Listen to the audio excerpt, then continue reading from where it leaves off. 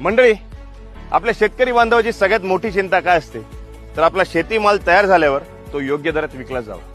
पण आता काळजी करायचं कारण नसतंय का? अहो या सांगतो की. हा बघा, हा आहे सोलर बास्केटचा सोलर ड्रायर. हा सोलर ड्रायर फळभाज्यांना डिहायड्रेट करून त्यांची शेल्फ लाईफ 12 महिन्यांपर्यंत वाढवतो.